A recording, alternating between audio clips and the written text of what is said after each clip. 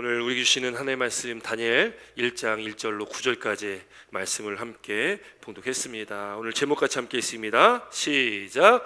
다니엘은 뜻을 정하여. 다니엘은 뜻을 정하여. 다니엘이라는 이름은 참 많이 들어오셨죠. 저도 어려서부터 참 많이 들어왔던 그런 이름이기도 합니다. 근데 어렸을 때 참 다니엘에 대한 이렇게 설교를 들으면서 항상 그런 의도로 많이 설교를 들었습니다. 다니엘도 그렇고 요셉도 그렇고, 다니엘도 총리가 되지 않습니까? 바벨론의 총리가 되는데 요셉도 이제 애굽의 총리가 됩니다. 그래서 주일학교 때 이렇게 배웠던 그 기억을 이렇게 되살려 보면은 교회에서 하나님 잘 믿고 열심히 신앙생활하면 나중에 다니엘이 총리가 된 것처럼 요셉이 총리가 된 것처럼 잘 될 거야. 성공할 거야. 큰 인물 될 거야. 이런 설교를 참 많이 들어왔습니다. 들어보셨습니까? 안 들어보셨어요? 예, 그런 설교를 참 많이 들었다라는 거죠. 사실 근데 성경에서 이 다니엘이나 뭐 요셉이나 마찬가지로 사실 비슷한 점이 참 많이 있고, 다니엘이나 요셉이나 사실 하나님께서 말씀 가운데 말씀하신 그 의미는 같습니다. 요셉도 그렇고 다니엘도 그렇고 그들이 총리가 된 게 그게 본질적인 내용들이 아니죠. 그건 다 비본질적인 것이죠. 하나님의 구원의 역사 가운데 요셉을 택하셔서 이스라엘 그 히브리인들을 구원하시는 일을 하나님께 이루셨던 것이고, 다니엘을 통하셔서는 또 이제 바벨론에 포로 잡혀갔던 그 이스라엘 백성들이 다시금 고향 땅으로 돌아오고 그들이 그 이방 땅에서 그들이 신앙을 지킬 수 있도록 다니엘을 거기다가 심어 주신 거예요.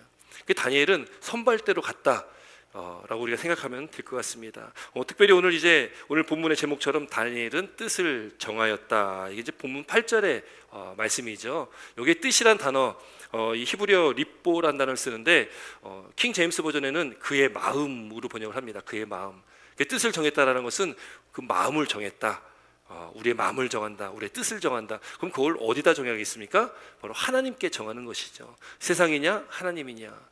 성경에서 이야기하는 것은 단순하잖아요. 세상이냐 하나님이냐, 하나님을 택할 거냐 세상을 택할 거냐, 그 중간지대는 없다라고 말씀하시는 거예요. 그래서 우리가 뜻을 정한다, 우리가 마음을 정해야 된다는 것은 곧 하나님께 우리가 모든 것을 다 정하고 하나님의 영광에서 하나님 말씀 안에서 살아간다는 것을 말하고 있다는 거죠. 다니엘이 뜻을 정하였다는 것은 바로 하나님의 뜻대로 살아간다는 것을 말하고 있음을 믿으시길 주님으로 축원드립니다. 하나님의 말씀대로 이렇게 살아간다는 것, 이 마음이라는 것, 그의 마음을 정했다. 마음이라는 것은 여러분 어쩌면 이 마음이라는 것은 사실 굉장히 중요하지 않습니까? 우리도 다 마음 다 가지고 있잖아요. 마음 없으신 분 계십니까? 마음이 다 있어요. 있다 보니까 어떤 분은 마음이 좀 찬 분이 계시고 또 마음이 따뜻한 분 계시고, 한번 여기 가슴에 손 한번 대보시기 바랍니다. 여러분들의 마음은 따뜻하십니까? 차가우십니까? 느껴지십니까? 냉랭하시진 않습니까? 여러분 바라기는 우리가 그리스도의 마음을 품는다는 것, 우리 안에 예수님의 심장, 주님의 심장에 있는 것입니다. 심장이 뛰면은 사는 거잖아요. 심장이 뛰면 몸이 따뜻해지는 거거든요. 심장이 죽으면, 멈추면 몸이 차가워집니다. 그리스도의 심장이 우리 안에 있다는 것은 우리는 주님의 그 마음을 품고 살아가는 사람들이기 때문에 따뜻해야 될 줄 믿습니다. 마음이 따뜻하다는 게 뭐예요? 사랑이 많다라는 의미잖아요. 사랑이 많다. 그래서 우리는 서로 사랑해야 됩니다. 사랑합니다. 사랑해야 됩니다라는 고백을 자꾸 해야 된다라는 거죠. 이 마음이라는 것은 우리 감정과 의지를 주관하기도 하고요. 우리 행동 또 삶의 태도까지도 주관하는 것이, 결정하는 것이 바로 이 마음이다. 그래서 인격의 가장 깊은 곳, 그것을 마음이다라고 의미하기도 한다라는 거죠. 우리가 지난 시간에도 말씀 나눴듯이 예수님께서 율법 학자가 예수님께 물어봤던 그 율법의 가장 중요한 큰 계명은 무엇입니까? 첫 번째가 뭐예요? 첫 번째가 뭐예요? 하나님 사랑. 두 번째가 뭡니까? 이웃 사랑. 기억이 나시죠? 하나님 사랑과 이웃 사랑. 가장 큰 계명이 하나님 사랑이요, 둘째도 그와 같으니 내 이웃을 내 몸같이 사랑하라는 두 개의 계명입니다. 참 그런데 우리가 하나님 사랑하기도 쉽지 않고 또 이웃을 또 사랑한다는 것도 참 어렵다라는 것을 저도 뭐 참 느끼면서 살아가고 여러분도 아마 그렇게 느끼면서 살아갈 것입니다. 그러나 하나님께서 말씀하신 것은 분명합니다. 사랑하라는 것이죠. 주님께서 우리를 사랑하셨듯이 너희도 서로 사랑해라 라는 것을 말씀하고 있다는 거예요. 뜻을 정한다는 것은 하나님의 말씀대로 살아가는 것 아니겠습니까? 설교 준비하면서 이게 좀 재미있는 유머가 있길래 저 하나 좀 소개를 해드리려고 합니다. 전라도 신부와 경상도 신랑이 결혼하여 생긴 일입니다. 전라도 신부와 경상도 신랑이 결혼해 생긴 일이에요. 이 신혼부부니까요. 결혼 막 했으니까 얼마나 알콩달콩합니까? 얼마나 그냥 깨가 쏟아지겠어요? 하루는 이제 아내가 감자를 삶아왔어요. 감자를 삶아가지고 식탁에 딱 놨는데 마침 이제 그 남편이 배가 좀 출출한 거죠. 감자를 보고서 아우 잘 됐다 하면서 이제 감자를 들어가지고 옆에 있는 소금을 찍어서 딱 먹었습니다. 근데 이 소금이 아니라 이게 설탕인 거예요. 그래서 이 남편이 그 아내에게 이게 묻는 거예요. 전라도 신부와 경상도 신랑입니다. 남편이 이제 아내에게 말하는 거야. 아니 어떻게 감자를 설탕에 찍어 먹냐? 우리 경상도에서는 감자는 소금에 찍어 먹지 설탕에 절대 찍어 먹지 않는다. 빨리 소금 가져와라. 그냥 갖다 줬으면 그냥 이렇게 좀 넘어갈 텐데 그 참 쉽게 안 되잖아요. 그럼 한마디 툭툭 내던지는 말 하잖아요. 그렇지 않습니까? 안 해요? 예. 저랑 너무 다른 인생을 살아오신 것 같아가지고 이게 한마디씩 할 수 있잖아요. 이게 아무 일 없이 넘어갈 수 있었는데 아내가 또 거기다 대고 이게 한마디 하는 거예요. 아니 무슨 세상에 감자를 소금에 찍어 먹습니까? 우리 전라도에서는 감자를 설탕에 찍어 먹습니다. 이렇게 한마디를 한 거예요. 이게 이제 이 싸움의 시작이 됩니다. 이 싸움이 시작되면서 서로 이제 감정 섞인 말 하고 이제 막 하면서 서로 감정에 상처를 입게 되는 거예요.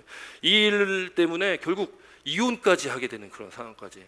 뭐 그런 거 갖다 그런 거 가지고 이혼할까 하는데 사실 이혼하게 되는 그런 과정이 사실 뭐 그렇게 복잡한 일 때문에 이혼하는 경우는 많지 않잖아요. 요즘에 이혼하는 그 첫 번째 이유가 뭐예요? 뭡니까? 성격이 안 맞아서요. 성격이 안 맞아서. 이 성격이 안 맞는 거잖아요. 그렇게 이혼하기까지 된 거예요. 이게 이혼할 때 어떻게 합니까? 이제 재판 받아야 되잖아요. 이렇게 법원에 가가지고 재판을 받습니다. 그래서 이제 판사 앞에 서는 거죠. 이제 이렇게 못 살겠습니다. 이제 재판소에 가가지고 이제 판사 앞에 서가지고 이제 서로 억울하잖아요. 나도 억울하고 저 사람도 억울하고 서로 억울한 거 아니겠습니까? 판사한테 얘기하는 거예요. 아니 판사님, 내 얘기 좀 한번 들어보세요. 아니 세상에 어떻게 감자를 설탕에 찍어 먹습니까? 아니 난 살다 설탕에 찍어 먹는다는 건 처음 들어봤습니다. 서로 막 이런 이야기를 하는 거예요. 그 재판장에서 이 판사가 그 얘기를 듣고 얼마나 기가 차겠습니까? 너무 어이가 없는 거죠. 그래서 그 판사가요 한마디를 이렇게 한 거예요. 내가 보니까 이 두 사람 참 어이없습니다. 아니 감자를 어떻게 설탕이나 소금에 찍어 먹습니까? 우리 강원도에서는 감자를 고추장에 찍어 먹습니다. 이렇게 얘기했다는 거예요. 이게 유머이죠. 우스갯소리입니다. 그런데 뼈가 있는 유머 같아요. 오늘날 시대를 반영하고 있지는 않나 그런 생각을 합니다. 서로 용납이 안 되는 시대. 말세에는 사랑이 식어져 간다. 받아들이고 용납하면 되는 건데 그 사소한 거 하나에 받아들이지 않고 용납하지 않다 보니까 싸움이 되어지는 거고 그게 해결이 안 되다 보니까 나중에 뭐 더 이렇게 심각한 상황까지 있게 되는 거예요. 예수님께서도 그렇게 말씀하신 것이 서로 사랑하라는 말씀을 하셨던 것이고요. 얼마 전에가 6월 초가 우리나라에 또 한 50년 전에 빌리그램 목사님이 오셔가지고 여의도에서 집회를 했는데 그때 한 300만 명 정도가 모였거든요. 300만 명. 그 여의도 공원이 그때는 있었어요. 지금은 없는데 그 당시 여의도 공원이 넓게 있어가지고 거기서 전체 모인 인구가 300만 명 정도가 모여서 집회를 했습니다. 그게 이제 50주년 아마 50주년을 기억하고 있는데 돼가지고 큰 행사를 6월 초에 한국에서 했습니다. 그래서 저도 이제 그 빌리그램 목사님이 50년 전에 오셔가지고 어떤 말씀하셨나 그 설교를 한번 쭉 들어봤는데 결국 그 목사님께서 하시는 핵심적인 내용도 서로 사랑하라. 여러분 우리에게 가장 중요한 건 사랑인 줄 믿습니다. 서로 사랑하라는 말씀이 그냥 우리에게 성경에 써 있는 말씀이 아니라 가장 중요한 핵심이라는 것을 믿으시길 주님은 축원드립니다. 예수님께서 그래서 이 땅에 오셨지 않습니까? 하나님께서 우리를 사랑하셨기 때문에 그 독생자 예수님이 우리에게 보내주신 것이고 그분이 내가 져야 될 그 십자가 내가 죽어야 될 그 십자가의 길을 주님께서 날 대신해서 가신 것이 주님의 사랑 아닙니까? 여러분 우리가 우리의 마음을 정하고 뜻을 정한다는 것은 하나님의 말씀을 따라 나아가는 것이라는 것을 믿으시기 바랍니다. 여러분 다니엘이 그렇게 마음을 정하고 뜻을 정했다? 하나님의 말씀대로 그가 살았다라는 거예요. 그럼 그가 어떻게 하나님의 말씀대로 살았는지를 오늘 이 말씀을 통해서 이게 다니엘 서론에 대한 말씀이지만 한번 좀 보려고 합니다. 여러분 다니엘 지금 역사적 배경을 좀 잠시 말씀드리겠습니다. 우리가 지금껏 뭐 이 바벨론 북이스라엘의 아수르에 망하고 또 유다는 바벨론에 망하고 이 이야기 많이 들어오셨어요. 기억나시죠? 이스라엘 역사 가운데 중요한 나라가 6개 나라가 등장을 합니다. 출애굽에는 애굽이라는 나라가 나오고요. 그리고 이 다니엘서는 신약의 요한계시록 함께 묵시 문학이라고 합니다. 그러니까 예언서이기도 해요. 1장부터 6장까지는 어떤 특정한 어떤 일어난 일들에 대해서 말씀하고 있다면 이제 7장부터는 묵시, 그 예언적인 것들을 쫙 말씀하기 때문에 굉장히 어려운 말씀이기도 하거든요. 그래서 이 다니엘서를 잘 봐야지 요한계시록 말씀이 또 해결되는 부분이 다 있습니다. 열쇠가 다니엘, 에스겔 이런 묵시 문학에 요한계시록 열쇠들이 다 있거든요. 어쨌든 이 다니엘서를 통해서 말씀하고자 하는 것, 그 다니엘서에 나오는 그 상징적인 의미의 5개 나라가 이제 아수르, 바벨론, 아수르가 바벨론에서 망하잖아요. 아수르, 바벨론, 또 바벨론은 메데 바사라는 페르시아에서 망합니다. 페르시아, 그 페르시아는 나중에 알렉산더의 그 헬라에서 망하게 됩니다. 그 헬라, 그리고 헬라는 어디에서 망합니까? 로마에서 망하는 거예요. 이게 신약 시대까지 온 거죠. 이게 성경에 다섯 나라가 등장을 하는데, 이 다니엘에도 요한계시록에도 나온 어떤 상징적인 의미 중에 이 5나라를 상징하는 의미들, 또 그날의 왕들을 의미하는 내용들이 참 많아요. 그래서 읽기가 참 어려운 부분들이 있는 것이죠. 어쨌든 그 5개의 나라를 거쳐가는 어떤 이스라엘 역사 속에 쭉 흐르는 맥락 중에 중요한 건 뭐냐면 구원이라는 겁니다. 구원. 그래서 앞서 요셉도 이스라엘 민족 구원하기 위해서 요셉을 세우신 것이고, 오늘 다니엘도 이스라엘 백성들을 구원하시기 위해서 세운 것이고, 시작에 와서는 예수님이 그래서 구원자로 이 땅에 메시아로 오신 것이 바로 예수님이시라는 거죠. 구원을 이루어 나가시는 하나님의 그 놀라운 구원의 섭리가 성경에 계속 기록되어 있다라는 거죠. 지금 이 다니엘서의 그 당시 상황은 아직 남유다가 바벨론에 멸망하기 직전의 상황입니다. 오늘 1절에 이렇게 기록됩니다. 1절 말씀 함께 있습니다. 1절입니다. 시작.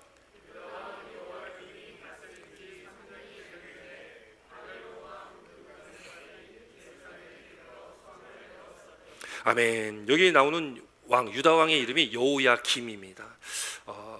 여호야김, 이 요샤라는 그래도 훌륭한 그래도 이스라엘 그 남유다의 왕 중에 그래도 좋게 평가되어지는 요샤의 개혁하면서 나오는 그 요샤의 아들들인데, 요샤의 아들 중에 둘째 아들인 여호아하스가 먼저 왕이 되고요. 여호아하스가 이 애굽에 잡혀가면서 그 다음 첫째 아들인 여호야김이 왕이 됩니다.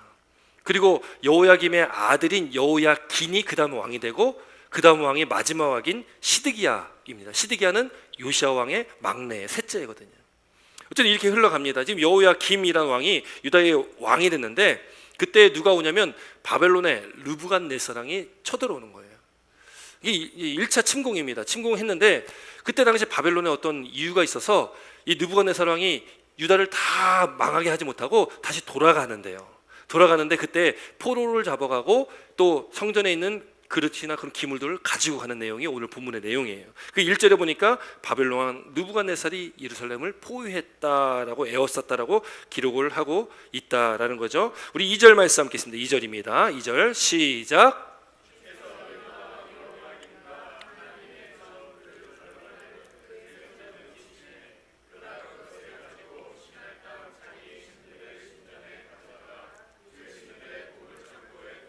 아멘. 이제 이 바벨론 왕 느부갓네살이 거기를 완전 멸망시키진 않고 어떤 이유에서 돌아가는 거예요. 돌아갔는데 그때의 그릇 얼마, 여호야김과 하나님의 전에 있는 그릇 얼마를 가져가게 되는데, 여러분 여기 2절 말씀 굉장히 중요한 말씀이에요. 왜냐하면 주체가 누구냐라는 거예요. 주체가. 지금 한번 보면은 2절 첫 번째 어떻게 시작합니까? 주께서라는 말씀이 나오죠. 주께서. 그러니까 지금 이 그릇, 그런 기물들을 가져가는 것도 하나님의 허락하에서 이게 이루어지는 일들이라는 거예요. 이 지금 주체는 하나님께서 이루신 일들입니다. 그래서 여기 보니까 주께서 그의 손에 넘기심에 이렇게 기록되어 있는 거예요. 주께서 바벨론 왕 느부갓네살의 손에 넘기심에. 여러분 모든 역사의 주관자는 누구세요? 하나님이신 거예요. 그걸 지금 나타내고 있습니다. 하나님이 모든 역사의 주관자시구나. 하나님이 허락하시지 않으면 이것도 가져갈 수도 없는 거죠. 그러나 하나님께서 지금 허락하시는 거예요. 하나님께서 허락하셔서 어느 때까지 그걸 넘겨주시는 겁니다. 그리고 여기 마지막 부분에 보니까 자기 신들의 신전에 가져다가 그들의 신들의 보물창고에 두었다라고 기록하는 거예요. 고대 전쟁은요, 한 나라가 한 나라에게 싸우는 전쟁인데, 물론 한 나라와 한 나라의 전쟁이기도 하지만 고대 전쟁의 의미는 그 이상의 전쟁입니다. 내가 믿는 신과 다른 나라가 믿는 신과의 전쟁이에요. 그 신들의 전쟁인 거죠. 여러분 신들의 전쟁이다 보니까 지금 오늘 말씀해 보니까 이 이스라엘 백성들이 믿는 하나님과 바벨론 사람들이 믿는 그 자기들이 믿는 신들이 전쟁인 거죠. 그럼 지금 오늘 상황을 보면은 누가 이긴 것 같습니까? 누가 이긴 것 같아요? 바벨론 신이 이긴 것 같잖아요. 그러니 지금 성전에서도 기물을 빼앗아가고 뭐 막 그런 포로로 잡아가고 그런 일이 있지 않겠습니까? 근데 성전에서 그 그릇과 기물을 가져다가 어디에다 놓습니까? 자신들의 신전 그 보물 창고에다 그걸 보관하는 거예요. 그 의미가 뭐냐면 신과 신과의 전쟁이다 보니까 봐라, 우리 바벨론에서 믿는 신이 너희들이 믿는 하나님보다 더 위에 있는 것이 더 강한 것이라는 것을 나타내는 겁니다. 그러니까 자신들의 신전에다가 그걸 갖다 놓는 거예요. 만약에 이스라엘이 어떤 형상을 만들거나 신상을 만들거나 뭐 하나님의 어떤 신상을 만들었다면 그걸 가져갔을 거예요. 근데 이스라엘의 어떤 신앙은 형상을 가지고 있는 신앙이 아니잖아요. 그들은 형상을 만들지 않습니다. 오늘날 많은 종교들 보십시오. 다 형상을 가지고 있거든요.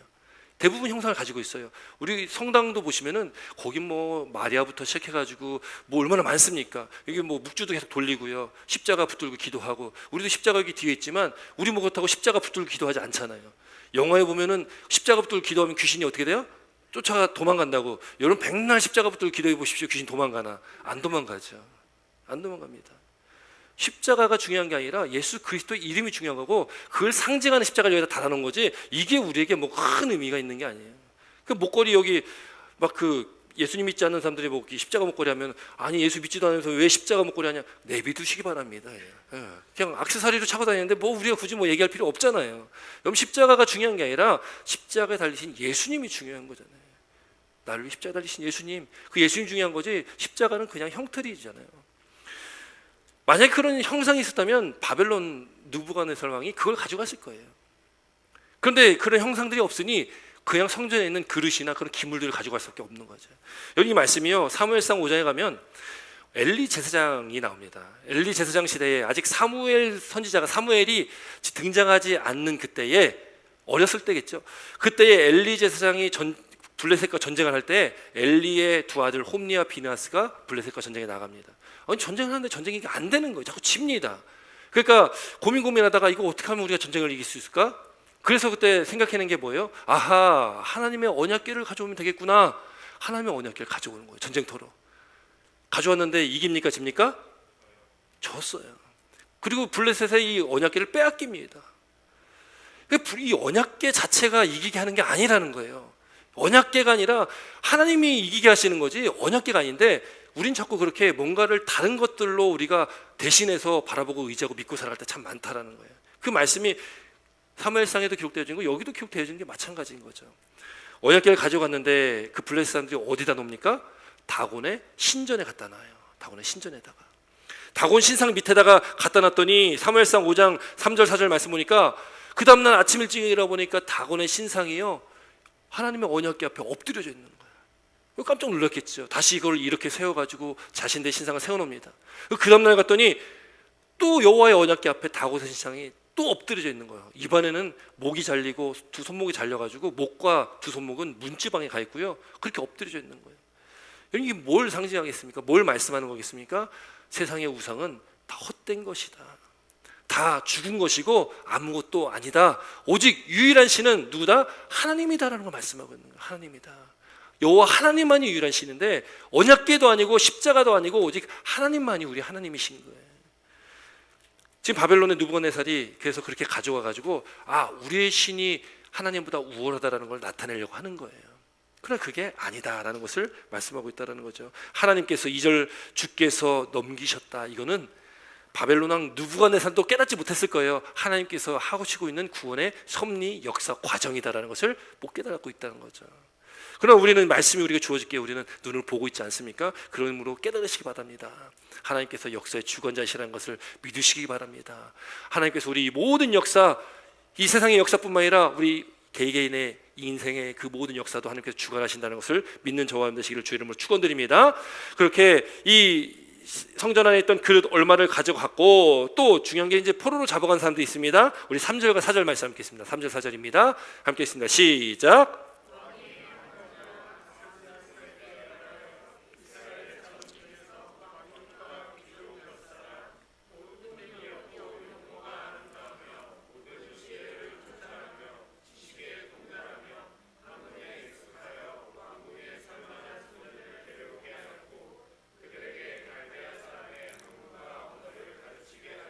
아멘. 이제 포로 잡아가는 이 1차 포로입니다. 1차 포로. 1차 포로 처음으로 포로 잡아가는데 거기에 누굴 잡아갔냐? 1차 포로 잡혀가는 사람들은 왕족과 귀족들이에요. 그 당시에 그 높은 위치에 있고 또 잘 사는 사람들을 잡아간 거죠. 왕족과 귀족. 거기에 가장 대표적인 인물이 바로 오늘 본문에 나온 다니엘입니다. 다니엘과 세 친구의 이름이 오늘 등장하잖아요. 바로 다 왕족 귀족들이기 때문에 잡혀가는 거죠. 그들을 잡아가는 이유, 여기 4절 말씀 보니까 흠이 없고 용모가 아름다우며 모든 지혜를 통찰하여 지혜에 통달하며 학문에 익숙한 사람들. 오늘날 치면 아주 그 미소년이죠. 아주 잘생긴, 그 당시에 가장 잘생겼다고 하는 꽃미남 같은 그런 친구들인데, 그런데 똑똑하게도 아주 뭐 능력도 아주 많은 그런 사람들. 오늘날 치면 박수 받을 만한 그런 사람들 아니겠습니까? 여러분, 그런 청년들, 소년들을 데리고 가가지고 갈대아 사람의 학문가원을 가르치는 거예요. 바벨론의 학문가원을 가르칩니다. 그 이유가 있어요. 그렇게 데려가서 그들을 교육시킨 다음에 나중에 그들을 교육해서 어느 정도 이제 바벨론화를 시킨 다음에 그를 통해서 다시금 그 속국들을 관리하도록 만드는 과정들인 거죠. 똑똑한 사람들만 데리고 오는 거예요. 그렇게 잡혀오게 됩니다. 아주 신체적으로나 뭐 지적으로나 정신적으로나 탁월한 사람들, 그 소년들을 데려왔다라는 거예요. 여러분, 그리고 데려온 사람들, 그 소년들에게 왕이 지정한 음식을 먹여요. 5절 말씀도 함께 있습니다. 5절입니다. 5절 함께 있습니다. 시작. 또 왕이 지정하여 그들에게 음식과 그가 마시는 포도주에서 날마다 쓸 것을 주어 3년을 기르게 하였으니 그 후에 그들은 왕 앞에 서게 될 것이라. 아멘. 그들에게 왕이 지정해 준 음식, 그 왕의 음식들, 또 그 왕이 마시는 포도주, 그것들을 갖다 준다는 거예요. 3년 동안 잘 먹이고 잘 교육시켜서 나중에 왕 앞에 서게 한다는 거예요. 그뿐만이 아니죠. 오늘 본문에 보면은 이름이 나오지 않습니까? 이제 6절 7절 보면 이름이 나오는, 다니엘과 세 친구의 이름이 나오는데 그 이름들을 환관장이 그 이름을 바꿔요. 어떻게 해요? 바벨론식으로 바꾸는 거예요. 그건 우리 일제시대에 우리도 창씨개명을 하지 않습니까? 창씨개명. 그때 이제 일본 이름으로 바꾸기도 했고, 또 말도 학교에서도 이제는 우리말 못 쓰게 일본어를 가르쳤던 그런 시대가 있습니다. 마찬가지로 지금 그런 일들을 하고 있다는 거예요. 왜요? 그런 민족의 정체성을 깨트리기 위해서 이런 일들을 한다는 거죠. 이름이 여기 나옵니다. 우리 6절 7절 말씀 함께 있습니다. 6절 7절 함께 있습니다. 시작. 그들 가운데는 유다 자손 곧 다니엘과 하나냐와 미사엘과 아사랴가 있었더니 환관장이 그들의 이름을 고쳐 다니엘은 벨드사살이라 하고 하나냐는 사드락이라 하고 미사엘은 메삭이라 하고 아사랴는 아벳느고라 하였더라. 여기 이름을 다 바꿨다. 이름을 바꿨다. 여러분이 이름을 바꿨다라는 것은 굉장히 중요합니다. 왜냐하면 우리가 6절에는 이 히브리인들의 그 이름이 나와 있는 거고 7절에는 바벨론식 이름이 나와 있는 거예요. 이 히브리어의 그 이름으로 보면은 여기 다니엘과 하나냐, 미사엘, 아사랴 이 공통점이 있어요. 이름의 끝 부분을 보시면요, 다니엘, 미사엘, 엘로 끝나는 친구들이 있고요, 하나냐, 아사랴 이렇게 야자로 끝나는 이름들이 있어요. 요 엘과 야자는 하나님의 이름을 나타내는 거예요. 하나님을 나타낼 때 엘이 하나님을 뜻하거든요. 또 야자도 하나님을 뜻합니다. 야외, 이 야자가 하나님이거든요. 그러니까 이 친구들 4명의 이름에는 다 하나님이라는 뜻이 다 들어있어요. 하나님의 뜻이. 그러니까 이 친구들이 어려서부터 하나님 믿는 믿음과 그 신앙 안에서 자라난 그런 친구들이구나라는 것을 알 수 있죠. 근데 그 이름을 어떻게 바꾸냐? 지금 7장에 보니까 다니엘은 벨드사살이라 하고 하나냐는 사드락, 미사엘은 메삭, 이사라는 아벳느고라고 바꿨다는 거예요.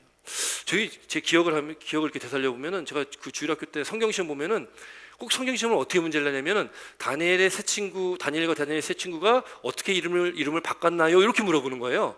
근데 사실 이게 바벨론 이름 외울 필요가 없는데 그렇게 물어보니까 외운 거예요. 그래서 저도 자꾸 그렇게 바벨론식의 이름으로 뭐 이렇게 외운 기억이 있거든요. 그래서 벨드사살, 사드락, 메삭과 아벳느고 이렇게 외웠거든요. 사실 우리가 외워야 될 이름은 어떤 이름이어야 돼요? 히브리인의 이름이어야 되는데 그 이름을 안 외우고 바벨론식 이름을 외웠던 적이 있습니다. 여러분, 바벨론식 이름에는 바벨론 사람들이 믿는 신들의 이름이 다 들어있어요. 여기 의미에 지금 이 벨드사살은 벨이라는 것 자체가 바벨론이 믿는 최고의 신이 벨신입니다. 그 벨신이 들어가 있는 거고, 또 이 사드락, 이 태양신의 이름이 들어가 있는 거고요, 메삭, 사크 여신이 들어가 있는 거예요. 또 아벳느고는 이 느고의 신실한 종하면서 그 또 신의 이름이 다 들어가 있는 거예요. 하나님을 세상의 신의 이름으로 바꿔버리는 거예요. 여러분, 이 세상의 일들입니다. 다니엘이 오늘 8절 말씀, 8절 보니까 다니엘은 뜻을 정하였다. 뜻을 정하였다. 그 뜻을 정해서 그가 한 것이 무엇입니까? 왕의 음식을 먹지 않았다라는 거예요. 왕의 음식을 먹지 않았다. 포도주로 자기를 더럽히지 않았다라는 게 8절 말씀이에요. 여러분, 여기 왕의 음식과 포도주, 여러분 우리가 그 삭을 보면 왕의 어떤 그 상 이렇게 본 적 있으신가요? 왕이 먹는 이 상을 보면은 거기에 뭐 엄청난 음식들이 가득 쌓여 있잖아요. 다 먹지도 못할 것 같은데 엄청난 음식들이 쌓여 있어요. 그리고 거기 보면은 그 음식들 다 전국에서 각처에서 제일 좋다고 하는 것들 다 온 거 아니겠어요? 여러분, 우리가 먹지 못하는 음식들이 거기 쌓여 있습니다. 왕이 내려준 음식, 왕이 하사한 음식이라는 것은 우리가 평상시에 먹지 못하는 음식들이 거기 쌓여 있는 거예요. 포도주도 최상급 포도주 아니겠습니까? 왕이 먹는 건데 가장 최상급의 포도주가 오지 않겠습니까? 만약에 저와 여러분들 앞에 그 상이 정말 상다리가 부러질 것처럼 차려있고 최상급 포도주가 여기 딱 있다고 하면 여러분 어떻게 하겠습니까?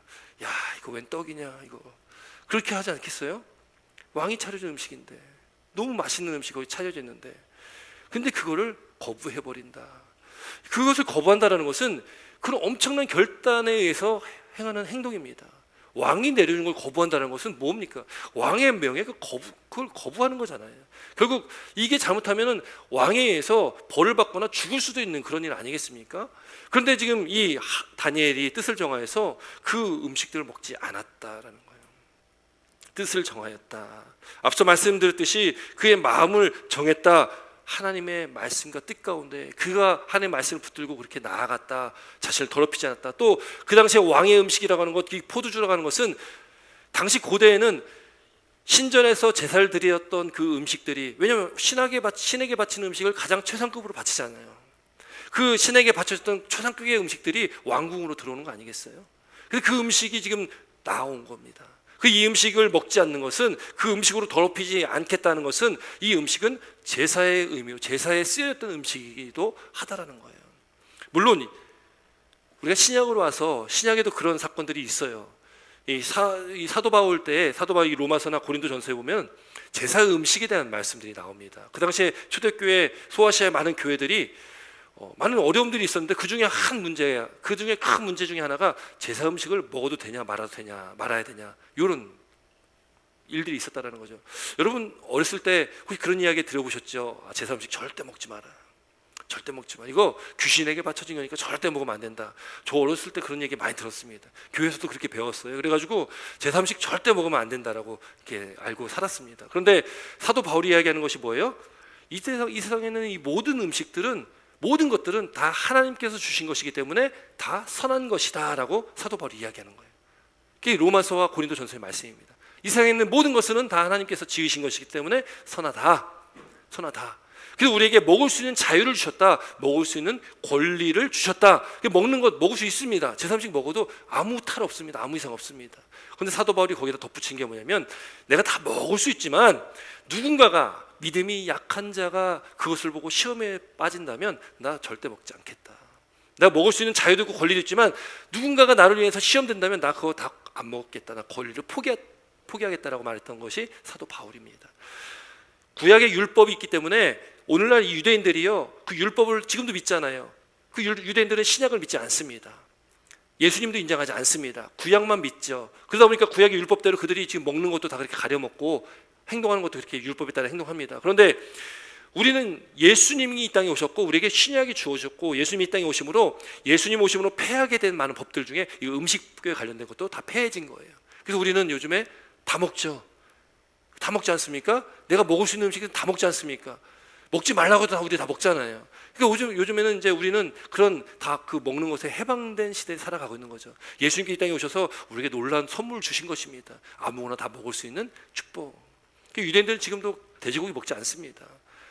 그러나 우리는 다 먹을 수 있는 그런 은혜를 입었다라는 거죠. 지금 왕의 음식과 포도주라는 것은 그렇게 신에게 바쳐졌던 음식이기 때문에, 그 당시는 율법이 있는 시대이기 때문에 지금 다니엘이나 그렇게 하나님의 말씀 가운데 있는 자들은 먹을 수 없는 재물이 되는 겁니다. 먹을 수 없는 재물.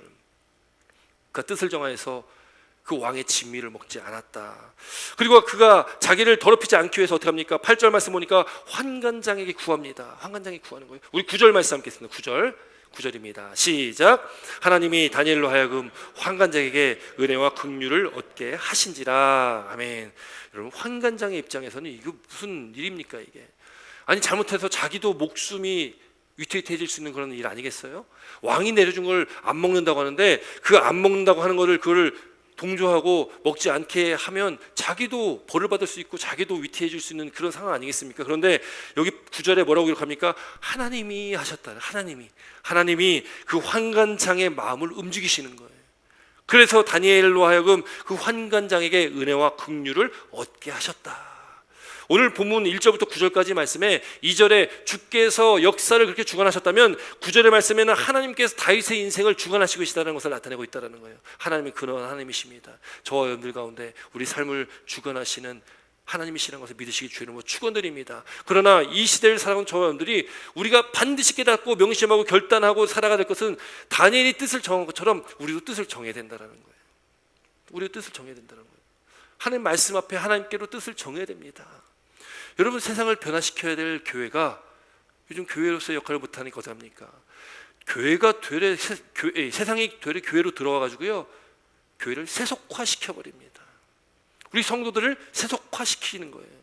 이 세상의 가치가 교회로 들어와서 교회가 세상의 가치로 지금 물들어 있다라는 거죠. 세속화되었다라는 거예요. 세상화되었다, 세상처럼 되었다라는 거예요. 우리는 성도이고 그리스도인이기 때문에 거룩하게 구별되어야 될 사람들인데, 다니엘처럼 뜻을 정해야 될 사람들인데 뜻을 정하지 못하는 거예요. 세상과 타협합니다. 적당히 여러분들 앞에 진수성찬이 차려져 있습니다. 왕이 차려준 진수성찬이 아니라 오늘날 이 시대에 이 세상이 차려준 진수성찬이 우리에게 차려져 있어요.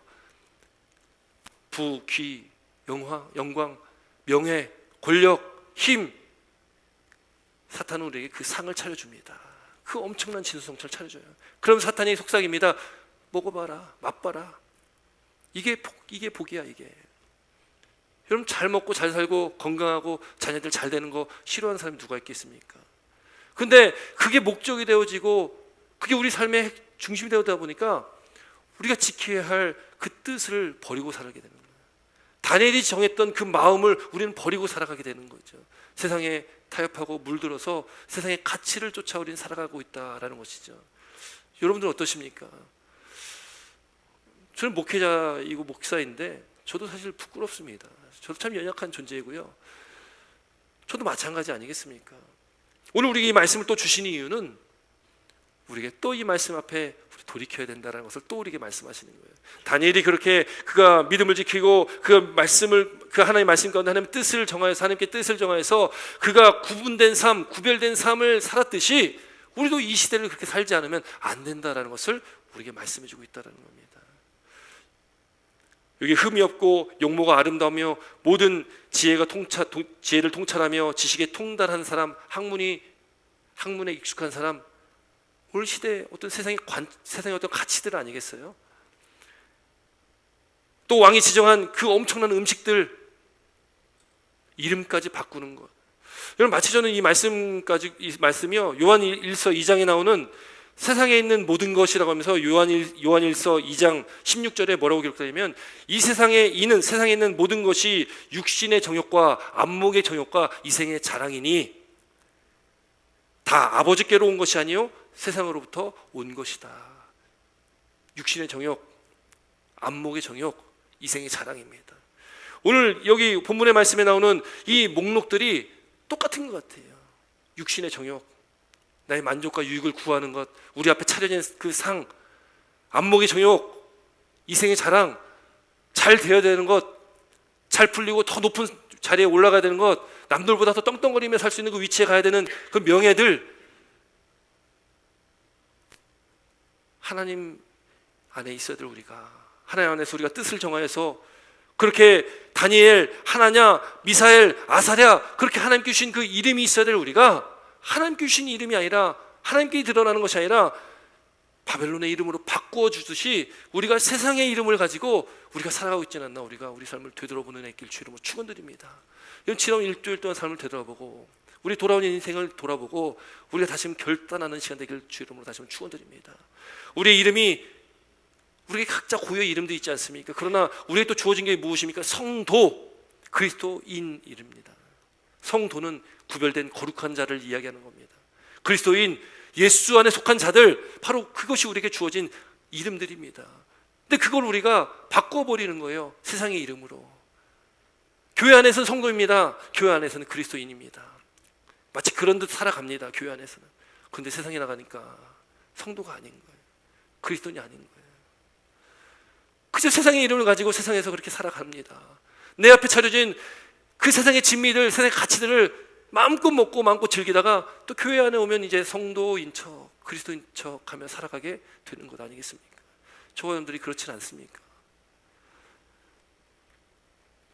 오늘 우리가 결단하셔서 다니엘이 뜻을 정하였듯이 오늘 우리가 뜻을 정하는 은혜가 있길 바랍니다. 돌이키시는 은혜가 있길 주로 축원드립니다. 세상의 가치가 아니라 하나님의 말씀으로 돌아오시기 바랍니다. 하나님의 뜻을 구하시기 바랍니다. 세상에서에게는 복이 아니라 하나님이 말씀하신 복의 그 기준을 따라 그 복된 길로 가시는 저와 여러분 되시길 주 이름으로 축원드립니다. 여러분, 하나님의 복의 기준과 세상의 복의 기준이 다르다라고 많이 말씀을 나눴습니다. 세상에서는 잘 먹고 잘 살고 건강한 것, 잘 풀리는 것, 잘 되는 것, 높은 자리에 가는 것, 그것이 복이라고 얘기한다면 그건 그렇지 않으면 그게 우리는 저주받은 사람들이냐? 아니라는 거죠. 내가 가지고 있는 것이 부족해도 건강하지 못할지라도 하나님께서 우리에게 축복을 주셨기 때문에 그 복은 우리를 구원해 주신 것이요, 우리가 이 땅이 아니라 이 땅 이후에 있는 영원한 하나님의 그 영생을 누릴 수 있는 복을 우리에게 주셨다라는 것보다 더 큰 복이 어디 있겠냐라는 것이죠. 그걸 우리가 복이라고 생각해야 되는데 우리가 그 복보다 세상의 복을 더 복처럼 생각하며 살아가고 있다라는 것입니다. 그래서 오늘도 우리에게 또 이 말씀을 우리에게 주시는 거예요. 구약의 말씀을 이렇게 몇 달 동안 나누면서 참 저도 힘듭니다. 근데 여러분, 말씀 전하면서 제가 준비하고 전하는 게 아니라 저도 이 말씀을 저도 제 스스로가 듣고 깨닫고 저도 돌이키는 시간입니다.